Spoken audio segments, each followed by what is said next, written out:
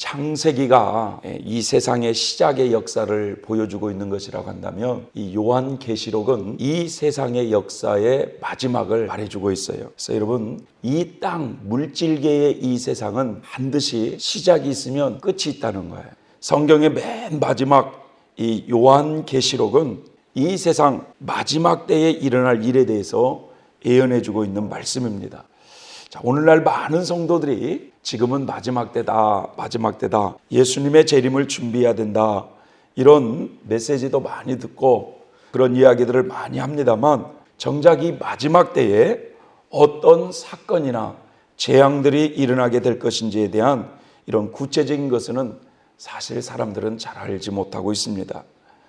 우리는 이 요한계시록을 통해서 이 마지막 때에 대한 하나님의 구원 계획을 우리가 바르게 깨닫고 예수님의 재림을 대망하며 그런 깨어있는 성도가 되어야 될 줄 믿습니다.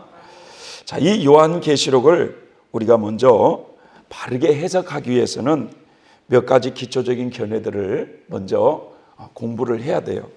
자, 먼저 성경 전체에 나타난 하나님의 이 구원의 섭리를 잘 알아야 구원의 완성이 담겨져 있는 요한계시록을 우리가 이해할 수가 있는 거예요.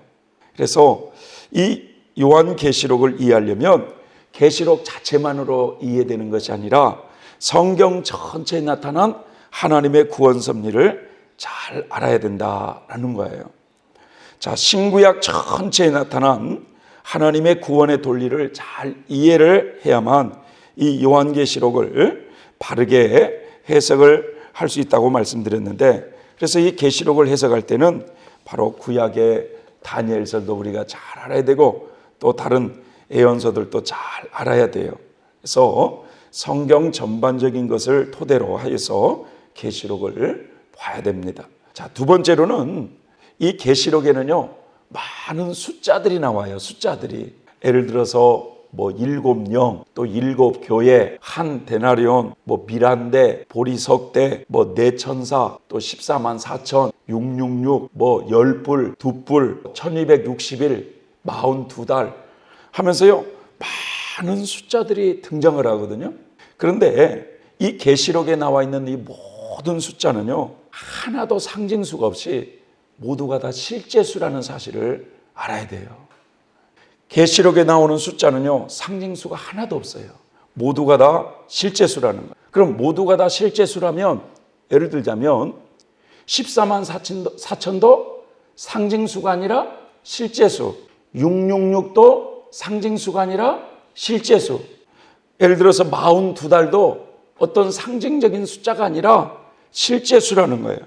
근데 오늘날 대부분의 이 계시록을 해석하는 분들을 보면은 계시록에 나오는 이 숫자를 어느 때는 상징으로 해석하기도 하고 어느 때는 실제로 해석하면서 이 성경에 확실하게 근거된 것을 위해는 모두가 실제수로 봐야 되는데 그렇지 않아 가지고 이 종말론에 대한 견해가 너무 난무해요. 헬라식 숫자에는 이런 상징적인 의미가 좀 있다고 그래요.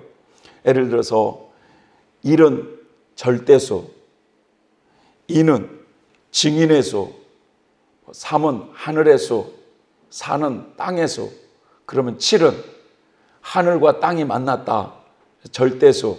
그러니까 7영은 성령이라 이렇게 많이 해석을 해요. 7영은 성령이라. 그러면 6은 완전수에서 하나 부족하다 해서 불완전수. 그러면 666은 불완전 수를 3번 강조했다 해서 마귀의 수. 이런 식으로 해석을 많이 합니다. 그래서 그러면 12는 이스라엘 선민의 총 지파수니까 신약시대 교회를 상징한다. 그래서 12 곱하기 12 곱하기 1000, 그래서 14만 4천은 바로 구원받는 모든 성도를 상징하는 상징수다. 이런 식으로 이렇게 해석하는 경우가 참 많이 있어요. 자, 7을 완전수라고 하니까 완전한 영, 그래서 7영은 성령이다 했는데, 그러면은 7교회는 뭘로 해석해야 되냐? 완전한 교회로 해석을 해야 되는데 7이라는 숫자를 완전으로 해석했으면, 그런데 계시록 2장과 3장에 나오는 7교회가 완전한 교회가 어디가 있어요? 그렇잖아요? 이 지상에 살고 있는 이 교회가 완전한 교회가 어디가 있어요? 그래서 어떤 숫자는 상징으로 해석했다가 어떤 숫자는 또 실제수로 해석했다가 성경적인 근거가 확실하지 않으면 모두가 다 실제수라는 거예요. 자, 그런데 계시록 12장 14절에 보면 우리 한번 읽어보겠습니다. 여기 그 여자가 큰 독수리의 2 날개를 받아 광야 자기 곳으로 날아가 거기서 그 뱀의 낯을 피하여 한 때와 2때와 반 때를 양육받으매 라고 그랬어요. 요 때에 대한 내용이 나와요. 자, 계시록에는 모든 숫자는 실제수라고 그랬는데 요 때를 그럼 어떻게 해석할 거냐라는 거예요. 요게요, 성경을 해석할 수 있는 성경적 근거가 나오고 있어요. 자, 다니엘서 11장 13절을 한번 읽어볼까요? 북방왕은 돌아와서 다시 대군을 전보다 많이 더 준비하였다가 몇 대, 곧 몇 해 이렇게 나오잖아요. 그러니까 몇 대는 이 때를 뭘로 해석하고 있어요? 해로 해석하고 있다 이거 해. 한 해, 2해 이렇게 해. 그러니까 여기서 한 때는 몇 해예요? 한 해. 무슨 말인지 이해가 돼요? 그 다음에 2때는 2해, 반 때는 반 해. 그러면 한 해는 뭐예요? 1년, 2해는 2년, 합치면 3년 반이라 이렇게 해석을 하는 거예요. 그러니까 이런 성경을 해석할 수 있는 확실한 근거가 있으면 좋은데 그렇지 않으면 모든 계시록에 나와 있는 모든 숫자는 실제수로 봐야 된다 이거예요. 실제수로. 세 번째로는요, 이게 가장 중요해요. 세 번째로 등장하는 이 계시록을 이제 공부를 하다 보면요, 계시록 6장을 보면 7인이 등장을 해요. 계시록 6장에 보면 7인. 그래서 첫째 인을 떼실 때, 둘째 인을 떼실 때, 셋째 인을 떼실 때 하면서 쭉 뭐가 등장하느냐? 7인이 등장을 하는 내용이 나와요. 그 다음에 계시록 8장 7절부터 보면 첫째 천사가 나팔을 불매, 둘째 천사가 나팔을 불매, 셋째 천사가 나팔을 불매 이런 식으로 7 나팔이 등장을 해요. 7 나팔이. 그 다음에 계시록 저 16장으로 넘어가 보면 첫째 대접을 천사가 쏟고 둘째 대접을 천사가 쏟고 또 셋째 천사가 세 번째 대접을 쏟고 하면서 7 대접이 등장을 해요. 자, 이것을 우리가 잘 구분할 줄 알아야 되는데 오늘날 이 계시록을 해석하는 많은 분들이 이것을 어떻게 해석을 하느냐면 이렇게 해석을 해요. 7인 재앙, 7 나팔 재앙, 7 대접 재앙 이렇게 해석을 하면서 이 7인 여기를 뗄 때부터 재앙이라고 하니까 요 첫째 인을 뗄 때부터 대환란이 시작되구나 이렇게 생각하면서 이렇게 7인을 뗄 때부터 대환란 시작으로 이렇게 보는 이런 사람들이 의외로 또 많이 있다는 것입니다. 그런데 계시록 6장에 저 7인을 떼는 과정은요, 장차 대환란의 때 사용할 이런 심판의 재료와 일꾼을 준비하는 준비 과정이에요. 전 준비 과정.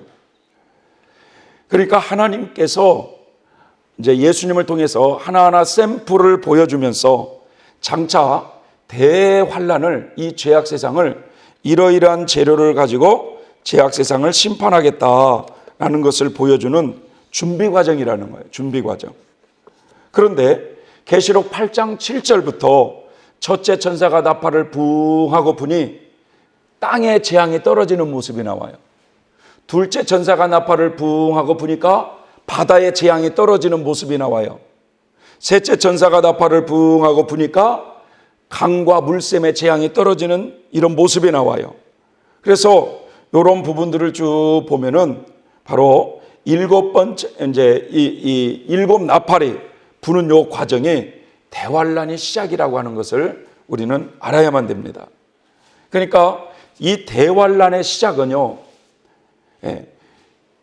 계시록 6장에 7인을 뗄 때부터 시작이 아니고 계시록 8장 7절부터 등장하는 천사가 나팔을 불 때부터 대환란 시작이라는 걸 알아야 돼요. 그러면 이 계시록 16장에 나오는 일곱 대접은 또 그럼 뭐냐? 일곱 대접은 요 도표를 가만히 보면은 요 일곱 대접장이라고 이렇게 써져 있는데 요 일곱 대접은요, 일곱 번째 천사가 나팔을 불 때, 일곱 번째 천사가 나팔을 불 때에 재앙이 이제 떨어지는데 여기에 부속된 재앙이라는 거예요. 여기에 부속된 재앙. 그러니까 일곱째 천사가 나팔을 푹 불면은 적그리스도가 등장해서 요 후삼레몬을 통치하면서 많은 기독교인들을 죽여요.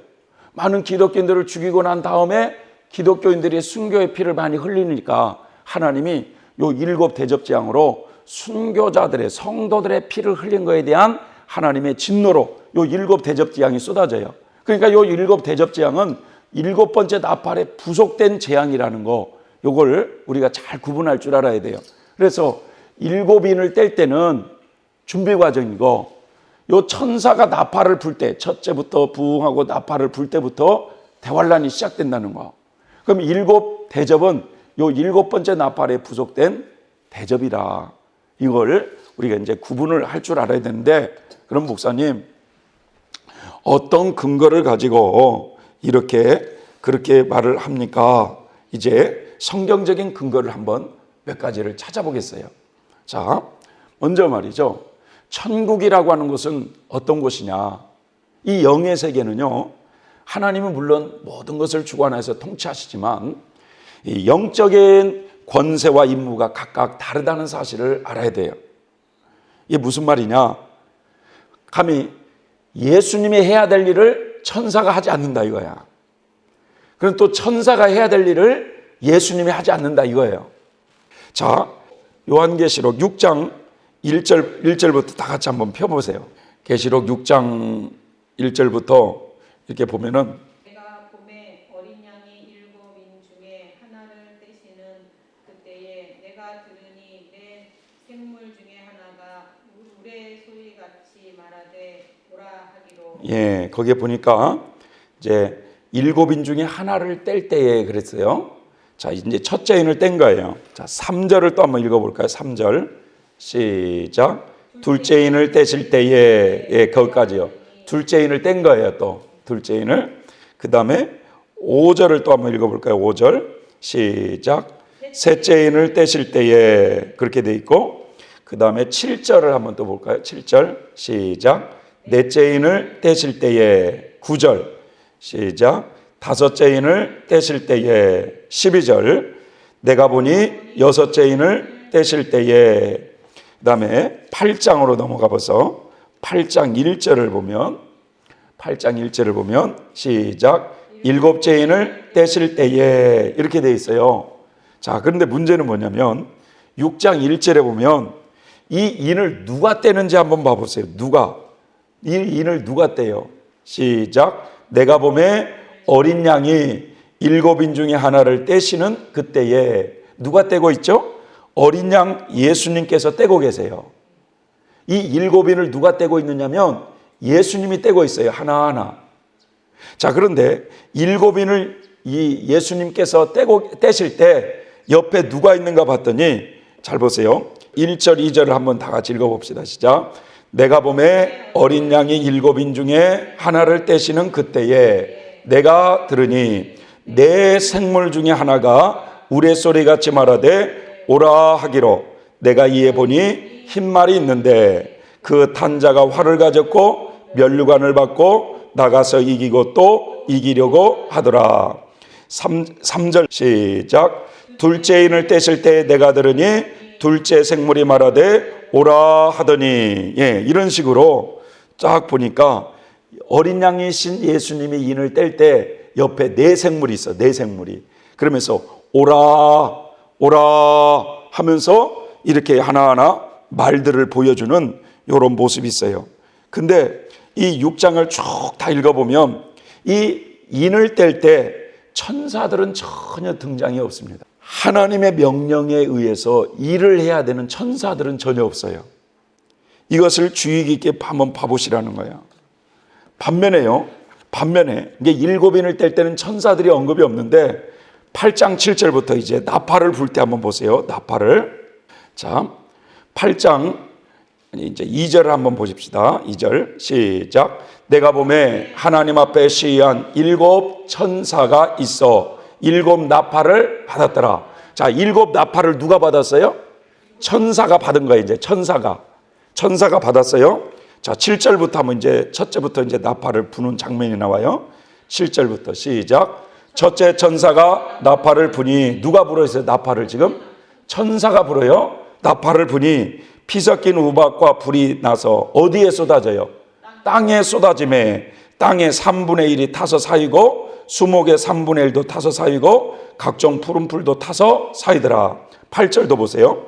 둘째 천사가 나팔을 부니 불 붙는 큰 산과 같은 것이 어디에 떨어지죠? 바다에 떨어지니까 바다의 3분의 1이 피가 되고, 이런 내용이 나와요. 10절을 또 보세요. 시작. 셋째 천사가 나팔을 부니 햇불같이 타는 큰 별이 하늘에서 떨어져 강들의 3분의 1과 여러 물샘에 떨어지니 이 별 이름은 쑥이라. 물들의 3분의 1이 쑥이 되매 그 물들이 쓰게 됨을 인하여 많은 사람이 죽더라. 또 12절. 넷째 천사가 나팔을 부니 해 3분의 1과 달 3분의 1과 별들의 3분의 1이 해를 받더라. 이런 식으로 이렇게 천사가 부니까 재앙들이 땅에 떨어지고 바다에 떨어지고 강과 물샘에 떨어지고 이런 모습이 있어요. 이것은 무엇을 뜻하느냐? 예수님은 명령권자라 이거예요. 명령권자. 그럼 천사들은 예수님의 명령에 일을 하는 일꾼들이에요. 자, 예수님은 주인이시고 천사들은 예수님께서 사용하시는 종들이라는 것을 기억해야 돼요. 그래서 히브리서에 보면 바로 천사들은 하나님께서 부리는 영이라 이렇게 말씀하고 있거든. 하나님께서 부리는 영이라. 저 영계에서 지금 누가 활동하면서 일을 행하고 있느냐? 사실 일은 천사들이 하고 있는 거예요. 자, 그러면 하나님의 나라는 권세와 의무를 철저하게 지키는 곳이기 때문에 질서가 유지되는 거예요. 과거에 우리 인간이 창조되기 전에 이 천사가 말이죠, 하나님의 자리를 넘보려고 하다가 하나님께 매맞아서 쉽게 말하면 마귀가 되는 무리들이 있었잖아요. 그러니까 결코 천사가 해야 될 일을 하나님이 하지 않고 하나님이 해야 될 일을 천사가 하지 않는다, 이런 뜻이에요. 예. 그러니까 7인을 떼는 과정을 6장에서 보면은 7인을 누가 뗐어요? 아까 어린 양 예수님이 뗐는데 그 옆에서 이렇게 내생물이 도와주는 모습을 보면서 이 7인을 떼는 7인을 하나하나 떼시면서 장차 이 대환란의 때 사용할 이런 심판의 재료들을 예수님이 준비하시는데, 그 준비된 재료가 있으면 이제 이 7 나팔을 부는 천사들이 그 준비된 재앙을 가지고 나팔을 불면서 재앙을 떨어뜨리는 이런 원리가 있는 거예요. 예를 들자면 우리가 어떤 하나 건물을 짓는다 하더라도 주인은 계획을 해요. 건물의 비용이 얼마나 들어갈 것이고 인부는 또 얼마나 필요할 것이고 또 돈은 얼마나 들어갈 것인가, 주인이 계획을 하고 준비를 해요. 자, 그럼 다 준비를 하면 그럼 일은 누가 하느냐? 일꾼이 하는 거예요. 일꾼이. 무슨 말인지 이해가 될까요? 그러니까 대환란을 심판하시는 심판주는 예수님이셔. 예수님. 그런데 그 심판주의 명령에 의해서 일을 행하는 사람들은 천사들이라, 이런 뜻이에요. 그래서 요 7인을 떼실 때는 예수님이 직접 떼시는 반면에, 자, 7 나팔은 천사들이 부는 이 모습을 통해서 바로 7인을 떼는 이 과정은 대환란 준비 과정이고 이 나팔이 부러지는 그때부터 대환란이 시작이 되는구나, 이것을 알 수가 있다, 이런 뜻이에요. 자, 두 번째로 또 이유는 내 생물과 천사들의 관계를 통해서도 알 수가 있어요. 이게 무슨 말이냐? 이 내 생물과 천사들이 해야 될 일도 구분되어 있다는 걸 알아야 돼요. 자, 보세요. 계시록 15장을 한번 읽어볼까요?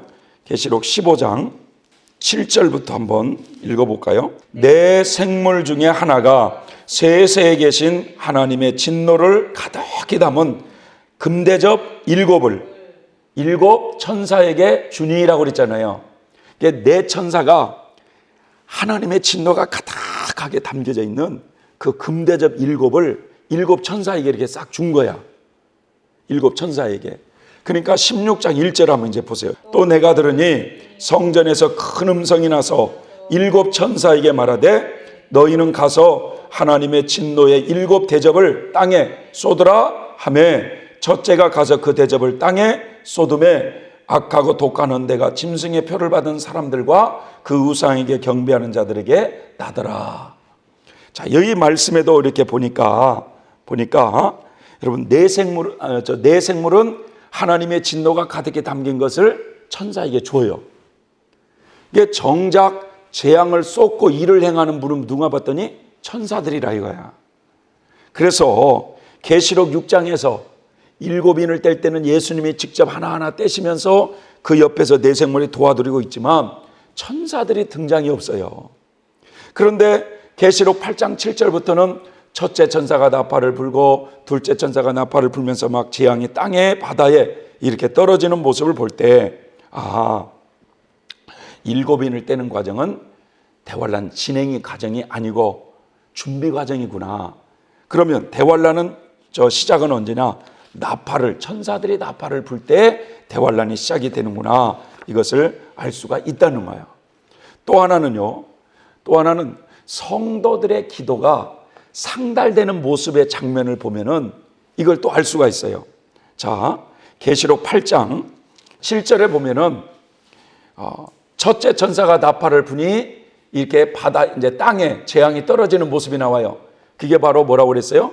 대환란 시작이라고 그랬는데 요 대환란이 시작되기 전에 어떤 일이 있는지 3절부터 5절에 보면 성도들의 기도가 하나님께 올라가는 장면이 나와요. 8장 2절 시작. 내가 보매 하나님 앞에 시위한 7천사가 있어 7 나팔을 받았더라. 아직 불진 않았는데 이제 나팔을 받은 거예요, 천사가. 이런 상태에서 3절부터 5절에 성도들의 기도가 올라가요, 하나님 앞에. 3절부터 읽어봅니다. 시작. 또 다른 천사가 와서 제단 곁에 서서 금 향로를 가지고 많은 향을 받았으니 이는 모든 성도들의 기도들과 합하여 보좌 앞 금단에 드리고자 함이라. 향연이 성도의 기도와 함께 천사의 손으로부터 하나님 앞으로 올라가는지라. 천사가 향로를 가지고 단 위에 불을 담아다가 땅에 쏟음에 내성과 음성과 번개와 지진이 나더라.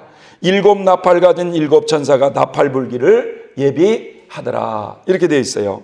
자, 이 내용에 무슨 말이냐면 모든 성도들의 기도가 담겨져 있는 요 금 향로를 어떤 천사가 하나님께 올려드리고 난 다음에 또 다른 천사가 불을 땅에 쏟음에 재앙이 땅에 떨어지는 이런 모습이에요.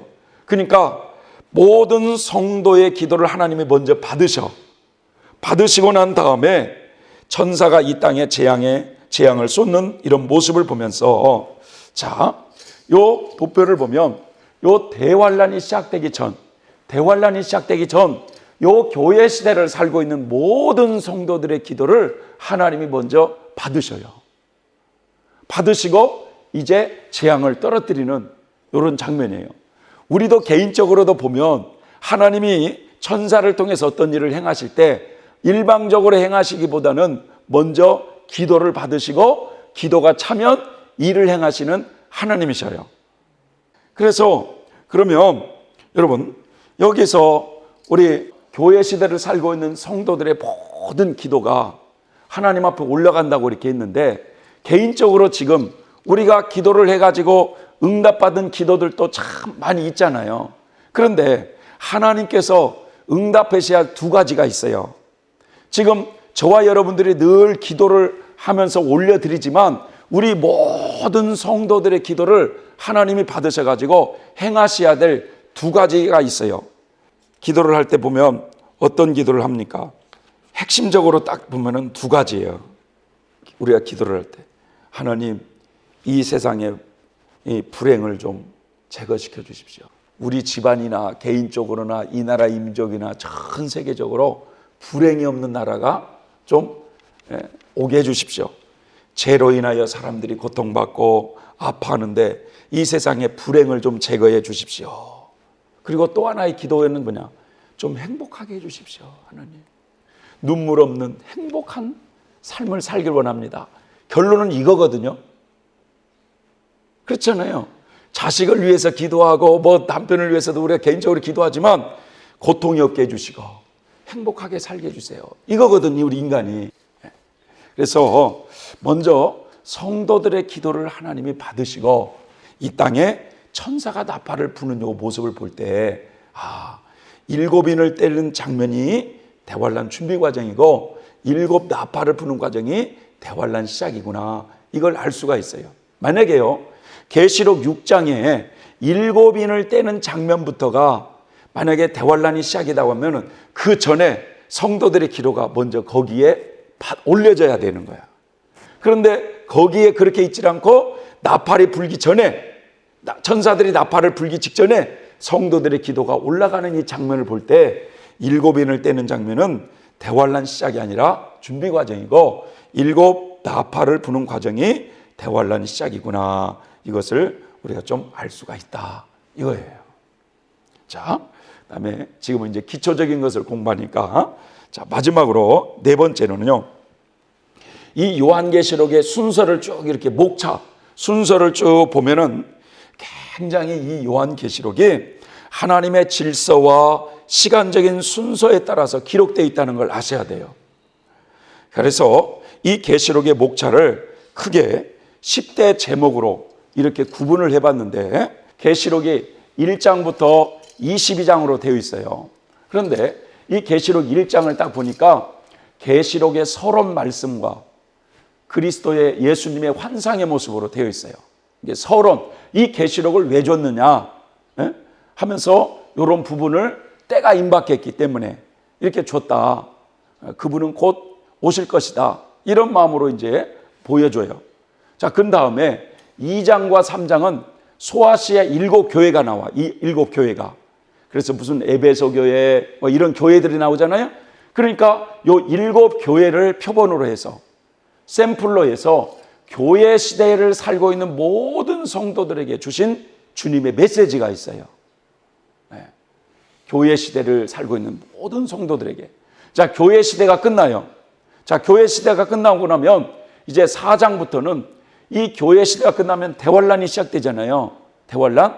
그러면 이 대환란이 시작되기 전에 요 천상낙원, 저 천상낙원의 행정본부를 보여주셔요. 교회 시대가 끝나고 나면 장차 요 대환란이나 대환란 후에 메시아 왕국이나 또 메시아 왕국이 끝나고 영원한 천국이 완성되기까지 인류 역사를 하나님이 어떻게 주관하고 계시는가를 보는 집행본부, 천상낙원 본부가 나와요. 그러면서 5장부터 8장까지는 이제 대환란 준비 과정이 나와요. 그리고 거기에 대한 보충 계시가 있어요. 그 다음에 8장 7절부터 천사가 나팔을 불 때부터 12장까지가 전삼년반 환란과 대환란, 전삼년반 환란과 보충 계시가 나오고 13장부터 이제 19장까지가 후 3년반 환란과 보충 계시가 나오고 이걸로 대환란이 다 끝나요.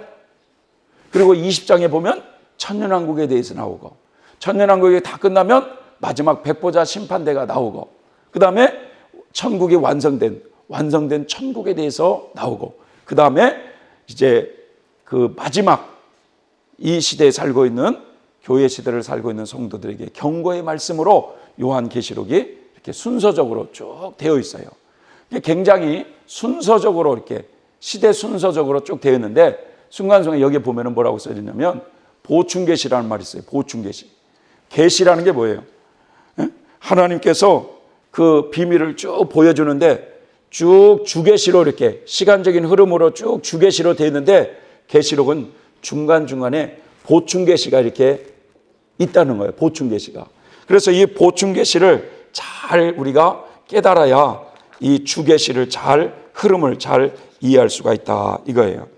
보충계시라는 건 순간순간 이렇게 잘 진행이 되다가 어느 부분은 전혀 다른 내용에 보충하기 위해서 보충 설명해 주기 위해서 거기를 보충 설명해주고 넘어가기 위해서 이런 보충 계시가 있는데 대표적인 보충 계시가 계시록에 계시록 7장과 계시록 12장이에요. 자, 그런데 계시록 6장을 이제 한번 읽어보세요. 1절 먼저 보겠습니다. 시작. 내가 보매 어린 양이 7인 중에 하나를 떼시는 그때에 내가 들으니 내 생물 중에 하나가 우레소리같이 말하되 오라 하기로. 자, 보세요. 어린 양이 7인 중에 하나를 떼서요. 자, 그 다음에 3절 또 볼까요? 3절 시작. 둘째 인을 떼실 때에, 거기까지만 읽어보세요. 5절 셋째 인을 떼실 때에, 7절 넷째 인을 떼실 때에, 9절 다섯째 인을 떼실 때에, 그 다음에 12절 내가 보니 여섯째 인을 떼실 때에. 그리고 6장은 끝나요. 그러면 6장이 그렇게 여섯째 인까지 뗐으면 7장으로 넘어가면 일곱째 인이 나와야 될 거 아니에요?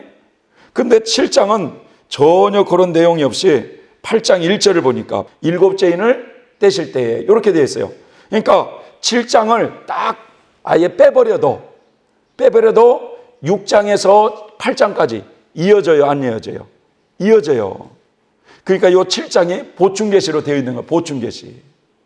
그러면 이 7장이 이 보충계시로 왜 7장이 보충계시로 되어 있느냐? 자, 8장부터가 뭐냐? 대환란이 시작이 되잖아요. 네? 대환란이 굉장히 중요한 거 아닙니까? 그래서 바로 대환란이 시작되기 전에 요 교회 시대 동안에 하나님께서 어떤 작업을 하셨는가를 우리에게 보여주고 있어요. 그런데 하나님의 그 작업이 어떤 작업인가 봤더니 대환란이 시작되기 전에 하나님은 대환란을 면제받는 성도를 준비시키고 있었고, 또 한 부류는 대환란을 통과하는 성도를 준비시키는 이런 일을 행하셨어. 그래서 8장부터 이제 대환란이 시작이 될 때 대환란을 면제받은 성도가 있고 대환란을 들어가는 성도가 있구나. 이것을 확실하게 다시 설명해주고 대환란이 시작이 돼요. 그 다음에 계시록 12장도 굉장히 보충계시라고 그랬는데 13장부터가 뭐냐? 대환란 13장부터가 대환란에 아주 중요한 사건이 또 뭐가 등장하느냐? 적그리스도가 등장해요. 13장부터. 그러면 13장부터 이 적그리스도가 등장하기 전에 바로 12장에서 왜 이 적그리스도가 어디서 등장하는가를 더 보충해서 설명해주고, 중요한 장이니까. 그리고 13장에 짐승이 출현하는 이런 모습을 볼 수가 있어요. 그래서 이렇게 계시록에는 주계시가 있고 중간중간에 보충계시가 있다. 이 보충계시를 우리가 잘 알아야 주계시를 이해할 수가 있다라는 내용입니다. 자, 지금까지 말씀을 정돈해 보면 이거예요. 자, 우리가 계시록을 잘 이해하려면 먼저 기초적인 견해를 가지고 있어야 되는데, 먼저 계시록은 구원의 완성이 담겨져 있는 말씀이라 이거야. 마지막 구원의 완성이 담겨져 있는 말씀. 그러면 이 계시록을 이해하려면 성경 전체에 나타난 하나님의 구원의 섭리를 잘 알아야 요한계시록을 해석할 수 있다. 이걸 우리가 배웠고요. 두 번째로는 계시록에는 많은 숫자들이 등장을 하는데 성경적인 근거가 확실하지 않다면 계시록에 나와 있는 모든 숫자는 실제수로 봐야 된다는 거예요. 실제수. 자, 세 번째로는 그다음에 일곱인, 일곱 나팔, 일곱 대접에 대한 이걸 구분을 잘해야 된다. 그래서 일곱인은 장차 대환란으로 죄악 세상을 심판하기 위해서 심판의 재료와 일꾼을 준비하는 준비 과정이고, 일곱 나팔이 대환란의 시작이다. 대환란의 시작이다. 이것을 우리가 구분할 줄 알아야 되겠고, 그 다음에 마지막으로 이 계시록의 목차는 시대적인 순서로 쭉 계시록이 쭉 이렇게 진행이 되고 있는데, 중간중간에 그 중심 계시를 잘 이해할 수 있도록 보충 계시가 삽입되어 있는데, 대표적인 그 보충 계시가 계시록 7장과 12장이 보충으로 그렇게 삽입되어 있다라는 것을 우리가 지금까지 배웠어요.